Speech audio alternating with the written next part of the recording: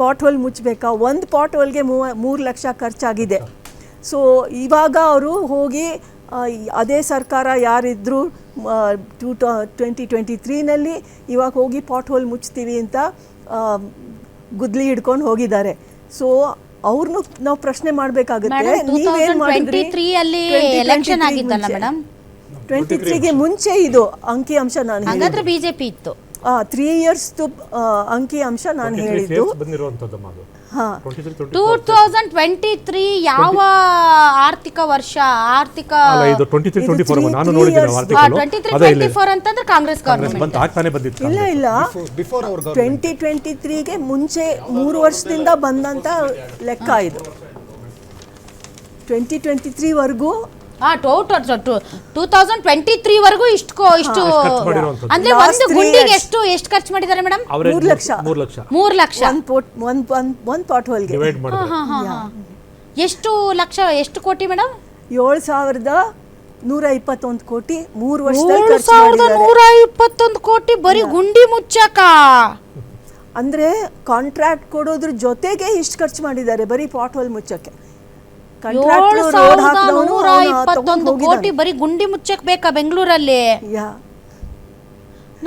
ಇವ್ರೆ ಬಿಜೆಪಿ ಅವರೇ ಬೆಟರ್ ಅಲ್ಲ ಮೇಡಮ್?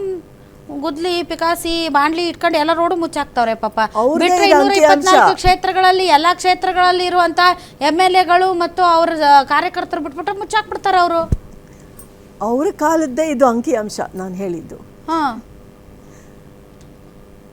ಸೊ ಅದಾದ್ಮೇಲೆ ಹೊಸ ರೋಡ್ ಹಾಕಿಲ್ಲ ಮೇಡಮ್. ಅದಾದ್ಮೇಲೆ ಏನು ಹೊಸ ರೋಡ್ ಹಾಕಿಲ್ಲ.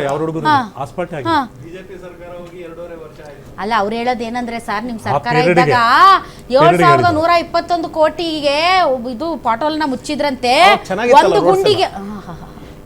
ಚೆನ್ನಾಗಿತ್ತು. ಎಲ್ಲೋ ಒಂದು ಅಲ್ಲಿ ಇಲ್ಲಿ ಒಂದೆರಡು ಗುಂಡಿ ಇತ್ತು. ಇವರೇ ಅದು ಮಳೆಗಾಲದಲ್ಲಿ ಅದಕ್ಕೆ ಇವರು ಹೋರಾಟ ಮಾಡಿದ್ದು. ಇವಾಗ ಇವ್ರಿಗೆ ಒಂಚೂರು ಮಾನ ಮರ್ಯಾದೆ ಏನಾದ್ರು ಇದ್ರೆ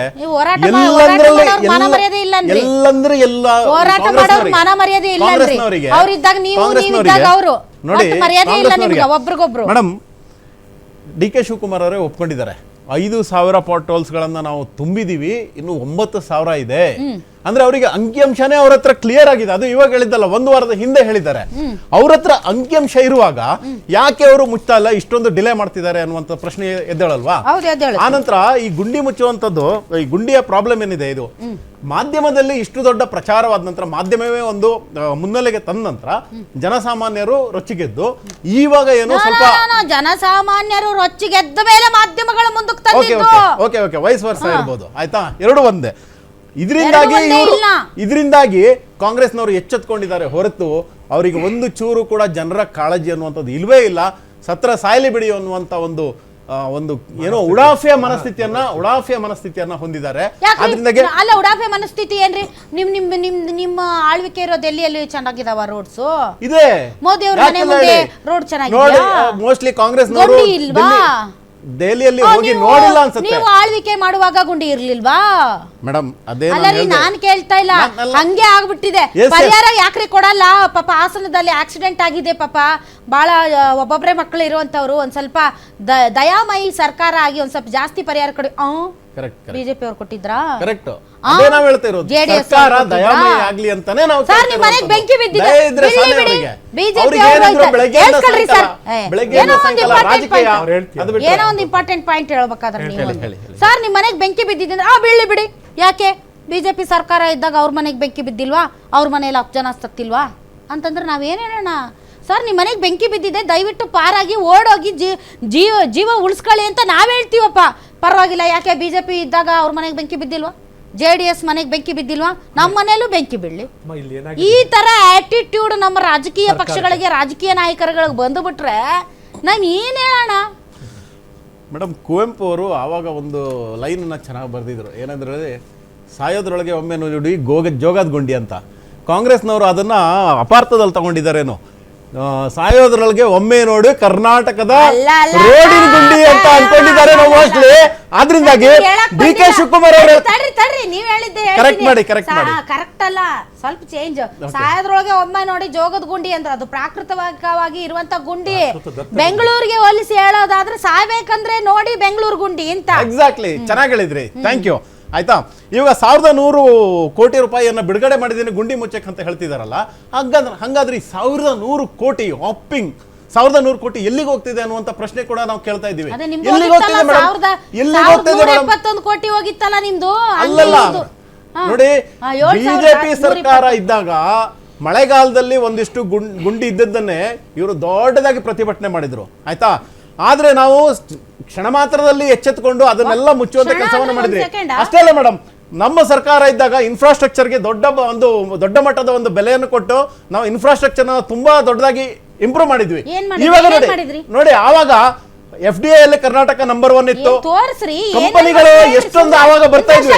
ಆದ್ರೆ ಇವಾಗ ನಾನು ಹೇಳ್ತೀನಿ ಕೇಳಿ, 2-3 ಕಂಪನಿಗಳು ಬ್ಲಾಕ್ ಬೆಕ್ ಕಂಪನಿ ಅವ್ರು ನಮ್ಗೆ ಇನ್ಫ್ರಾಸ್ಟ್ರಕ್ಚರ್ ಚೆನ್ನಾಗಿಲ್ಲ ನಾವು ಹೋಗ್ತಿದ್ವಿ ಅಂತ ಹೇಳಿದ್ರೆ ಹೋಗೋದಾದ್ರೂ ಹೋಗ್ಲಿ ಅವರು ಅಂತ ಹೇಳ್ಕೊಂಡು ಬ್ಲಾಕ್ ಮೇಲ್ ಮಾಡ್ತಾರೆ. ಇವತ್ತು ಕಿರಣ್ ಮಜುಮ್ದಾರ್ ಶಾ ಅವರು ಟ್ವೀಟ್ ಮಾಡಿದ್ದಾರೆ, ಅವ್ರು ಅದನ್ನು ನೀವು ನೋಡಿ ಆಯ್ತಾ.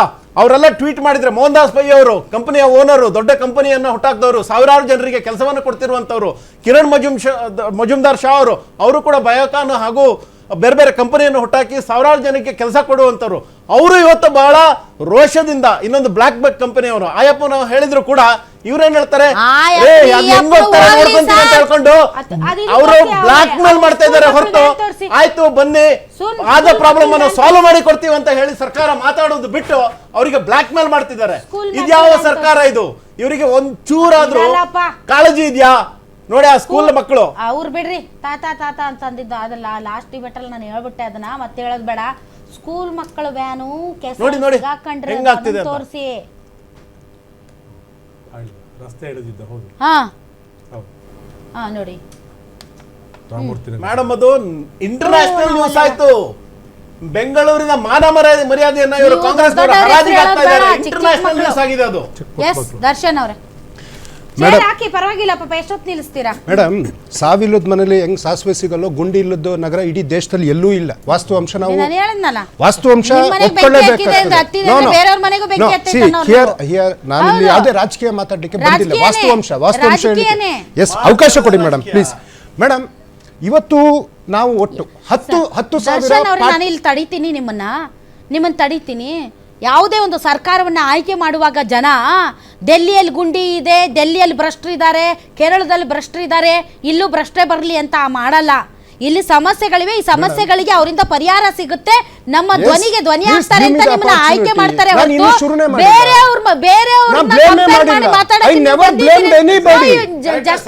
ಬೇರೆ ಡೆಲ್ಲಿಯಲ್ಲಿ ಇಲ್ವಾ, ಅಲ್ಲಿಲ್ವಾ, ನೀವು ಅಂದ್ರಲ್ಲ ಬೇರೆ ಕಡೆ ಇಲ್ವಾ ಅಂತ. ನಿಮ್ದು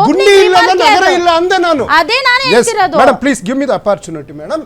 ಮೇಡಮ್, ಬಿಜೆಪಿಯವರು ಅನೇಕ ವಿಚಾರಗಳನ್ನ ಮಾತಾಡಿದ್ರು, ಇರಲಿ ಸೈಡ್ಗೆ. ನಾವು ಅಕ್ಟೋಬರ್ 30 10,000 ಗುಂಡಿಗಳನ್ನ ಖಂಡಿತವಾಗ್ಲೂ ಮುತ್ತೀವಿ. ಆ ಡೆಡ್ ಲೈನ್ ಅನ್ನ ಕೊಟ್ಟಿದ್ದೀವಿ. ಇನ್ನೀ ತನಕ ನಾವು ಅಲ್ಲ ಸರ್, ಎಷ್ಟು ವರ್ಷ ಆಯ್ತು ನೀವು ಬಂದು? ಮೇಡಮ್ ಬಂದ ಎಷ್ಟು ವರ್ಷ ಆಯ್ತು? ಆಯ್ತು? ನನಗೆ ಮೇಡಮ್ ನಾವು ಮಾಡೋ ಕಾರ್ಯ ಹೇಳ್ತೀವಿ. ಒಂದು ನಿಮಿಷ ನೀವು ಹೇಳ್ರಿ, ನಿಮ್ ಭಾಷಣ ನಾನು ಕೇಳ್ತೀನಿ. ನೋ ಭಾಷಣ. ನೀವು